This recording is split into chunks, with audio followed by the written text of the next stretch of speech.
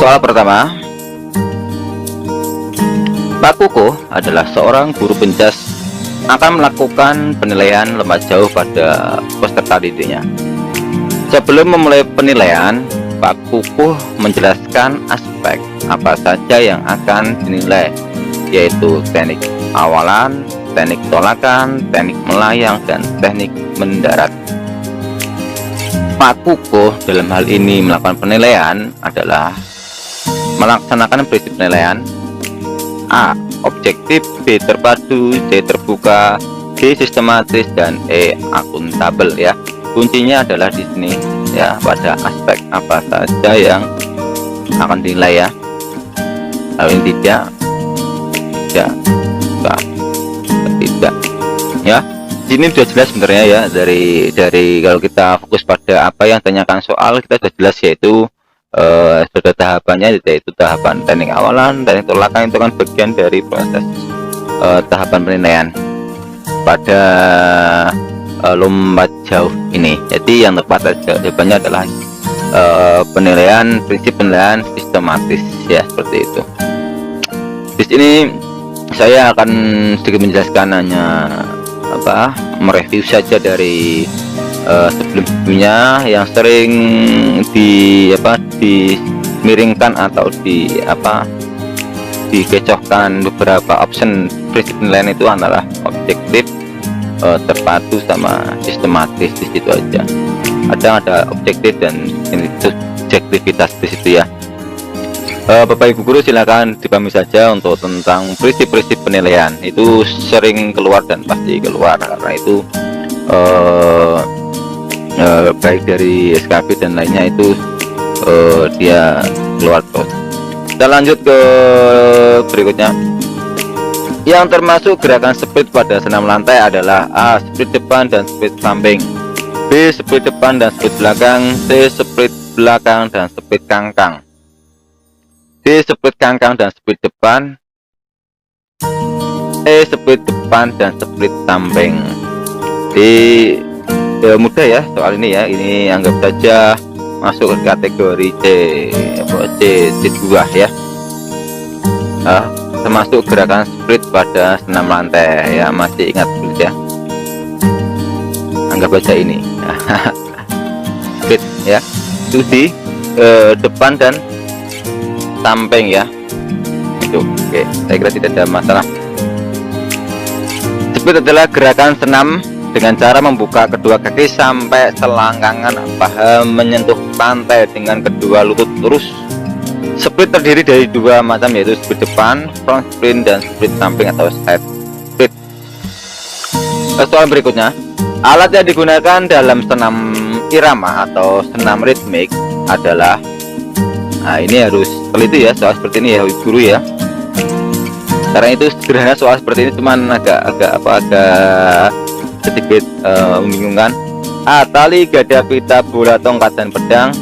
B. Gada, simpai, tongkat, bola, dan pita. C. Topi, tali, tongkat, bola, dan pita. D. Bola, simpai, tongkat, tali, dan pedang. E. Tali, gada, bola, pita, dan tongkat. Oke, kita melihat soal seperti ini, kita eliminasi dulu ya.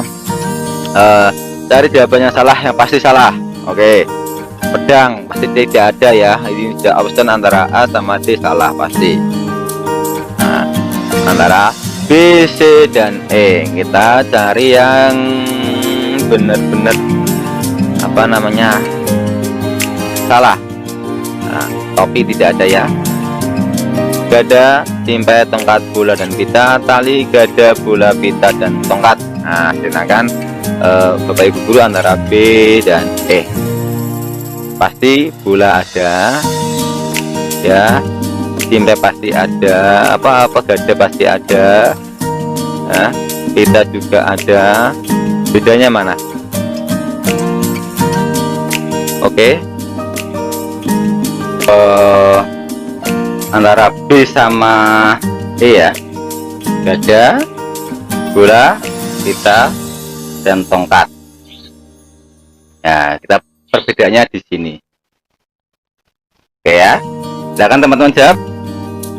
Jawaban tepat adalah gada, simpai, tongkat, bola, dan pita. Nomor berikutnya, mengapa dalam tahapan belajar renang pada step gaya urutannya adalah gerakan tungkai terlebih dahulu atau kaki? A. Agar lebih mudah belajar renang. B. Tungkai merupakan bagian paling penting. C. Tungkai merupakan sumber penggerak utama yang memiliki tenaga lebih besar tapi perlu waktu lama untuk dikembangkan. D. Agar tungkai lebih maksimal. Dan E. Semua jawaban benar. Nah, mudah ya soal seperti ini ya. Ini soal analisis cuman agak sederhana dan mudah dalam pemahamannya, dan teman-teman pasti mudah untuk menjawabnya ya. Pasti jawabannya adalah yang C. Tungkai merupakan sumber penggerak utama yang memiliki tenaga yang besar tetapi perlu waktu lama untuk dikembangkan. Soal berikutnya, faktor utama yang akan diperhitungkan ketika membentuk suatu rencana tindakan bantuan waktu terjadi kecelakaan dalam renang adalah sebagai berikut, kecuali ya faktor utama yang diperhitungkan ketika membentuk rencana tindakan bantuan. Ini soal yang agak sedikit membingungkan karena di sini ada kecuali juga, harus teliti. A. Safety rescue, keselamatan penyelamat. Nature of area, number of casualty, jumlah korban. D. Priority of rescue, dan E. lack of protection. Seharusnya tadi juga bisa saya kasih ininya biar lebih hots ya. Kalau ada ininya jawabannya sudah ketahuan pasti ya. Jawabannya adalah lack of protection, maksudnya kurangnya perlindungan. Ini karena kecuali ya bisa saya buat tanpa ada pengertian ini biar agak sedikit membingungkan. Oke, untuk yang keenam, langkah pertama dalam pembelajaran renang adalah pengenalan air kepada peserta didik. Yang mana yang tidak termasuk dalam langkah-langkah pengenalan air? Ya, A. Menginjak dan bernapas di air. B. Berjalan atau berlari di air. C. Berjalan dan bernapas di air. D. Mengapung dan bernapas di air. E. Menyelam dan berbalik di air. Ayo jeli dengan kata kunci soal. Di sini ada kata yang mana yang tidak termasuk, berarti yang bukan. Nah, dalam langkah-langkah pengenalan air, kalau teman-teman Bapak Ibu guru tidak jeli dalam setiap soal yang ada, nanti akan terjebak dengan jawaban yang ada. Karena ini yang tidak termasuk, pilih aja yang termasuk dulu. Nah, nanti akan ketemu jawaban yang tidak ini. Oke ya, jawabannya yang tidak adalah menyelam dan berbalik di air, karena ini yang tidak termasuk. Ini agak sedikit susah ya. Berikut merupakan langkah-langkah dalam penulisan soal tes. A. Perumusan tujuan tes. D. Penulisan butir soal. C. Penyusunan kisi-kisi tes. D. Uji coba atau analisis. E. Penentuan bentuk pelaksanaan tes. F. Penelahan butir soal. Dan G. Perakitan soal atau perangkat tes. Langkah-langkah secara runtut dalam penulisan soal tes yang benar adalah Bapak Ibu guru, kalau melihat soal seperti ini silakan Bapak Ibu guru perhatikan langsung saja ke pertanyaannya. Jadi nanti kalau ada soal absen memang panjang gini, dan banyak, nanti kalau dibaca semuanya akan akan menambah atau menghabiskan waktu. Nah, kalau di sini sudah ketahuan langkah-langkah secara runtut, berarti harus urut ya, harus urut dalam penulisan soal tes. Nah, ini langkah-langkahnya. Bentar. 7 ya. Nah, di sini masih ingat apa yang beberapa pilihan jawaban seperti ini? Bagaimana menjawabnya adalah lihat yang di awal sama di akhir dulu. Biasanya dia itu sering mengecohkan di option yang ketiga atau keempat biasanya gitu. Kalau A perumusan tujuan tes bener, perakitan soal tes ya bener. Ya G semua, A semua. Oke. Sekarang yang kedua, perumusan tujuan tes. Penulisan butir soal dulu, apakah di sini ada D, E, B, C. Antara kita cek dulu yang B, penulisan butir soal. Apakah habis tujuan ada penulisan butir soal dulu? Pastinya tidak. Nah, ini yang C ini salah. Penentuan bentuk pelaksanaan tes antara E sama kisi-kisi. Nah, kisi-kisi sama ini. Nah, kisi-kisi sama. Kalau uji coba dan analisis pastinya tidak benar ya. Masa salah, baru merumuskan tujuan baru langsung di uji coba. Berarti antara A sama C sudah salah. Seperti itu ya. Antara ini kan E semua, C. Nah, ini ketemu. Punya kisi-kisi sama penentuan bentuk tes. Penentuan bentuk pelaksanaan tes. Kita uji coba yang ini. Ketemu nanti. Ini C. Nah, sama dia bener loh, dia akan membedakan di option ini apakah F dulu baru B atau B dulu baru F. Di G nya belakang masih sama. Coba sama perakitan soal, dia akan membolak-balikan di sini selalu itu. Dia yang ketiga atau keempat pasti ke situ. Nah, karena ini adalah salah satu pengecoh jawaban yang paling sederhana ya. Apakah antara penelaan dulu atau penulisan butir soal dulu? Silakan Bapak Ibu guru di logika atau dibayang-bayangkan sebelum membuat soal tes, apakah ditelaah dulu atau di penulisan butir soal dulu. Nah, dari situ pasti sudah ketahuan mana jawabannya ya. Oke, jawabannya adalah yang D. Jadi penulisan butir soal dulu baru penelaah butir soal. Seperti itu ya menjawabnya ya. Soal seperti ini sebenarnya sulit tapi mudah karena kita sudah tahu triknya dalam menjawab soal seperti itu. Oke, ini sedikit pengertian saja. Saya tidak akan panjang lebar membacakan apa itu perumusan tujuan tes, apa itu penentukan bentuk pelaksanaan tes, penyusunan kisi-kisi. Silakan Bapak Ibu dipelajari karena ini juga sangat penting untuk tambah wawasan semuanya, atau bisa di screenshot untuk dijadikan bahan bacaan.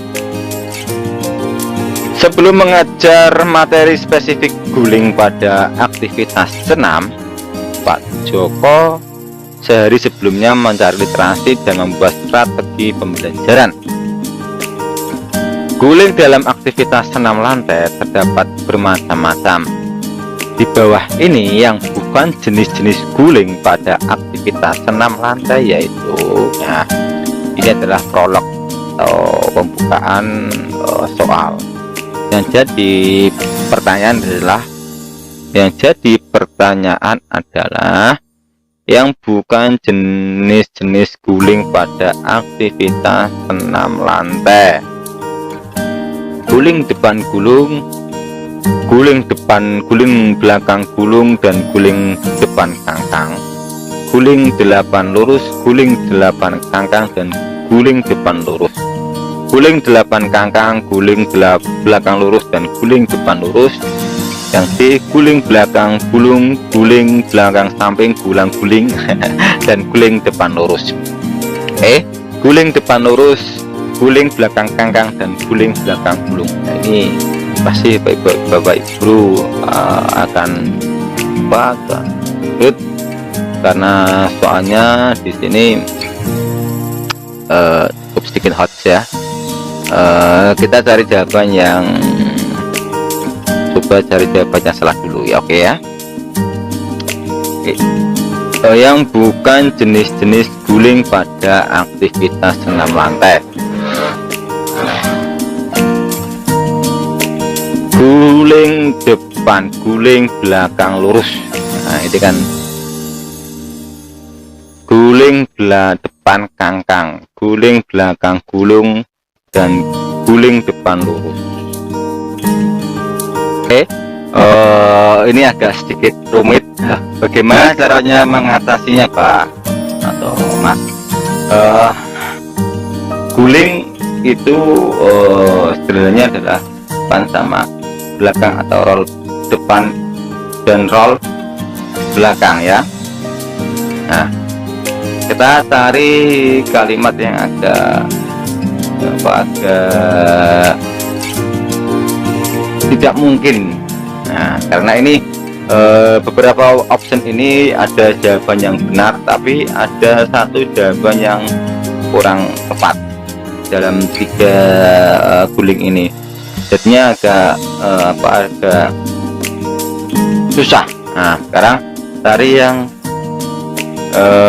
guling depan, ada ya, belakang ya, iya, kangkang, kan? Di sini cari yang agak sedikit berbeda. Nanti akan ketemu. Karena ini dia adalah bukan. Oke. Nah, sedikit beda ada sebenarnya. Ini di samping, guling belakang samping. Itu bagaimana cara melaksanakannya ya. Nah, seharusnya ini saya kasih ini tambahin beberapa option biar sedikit membingungkan itu ya. Untuk menjawabnya, jadi ini benar, yang salah yang ini. Jadinya yang tepat ini, guling belakang samping. Jadi untuk option ini ada jawaban yang tepat adalah yang B. Oke ya. Ini sedikit saya tambahin unsur-unsur gerakan senam lantai atau senam artistik, yaitu mengguling, melompat, berputar di udara, atau menumpuk dengan 2 tangan atau kaki untuk mempertahankan keseimbangan pada waktu melompat ke depan atau ke belakang. Guling ke depan ada beberapa macam, yaitu guling depan gulung, guling depan lurus, guling depan kangkang atau speed roll. Dengan guling belakang, yaitu guling belakang gulung, guling belakang lurus, dan guling belakang kangkang. Oke ya. Dari sini sudah jelas untuk Bapak Ibu guru yang suka senam atau mendalami senam, pasti tidak sulit untuk menjawab soal seperti ini. Kita ke soal berikutnya.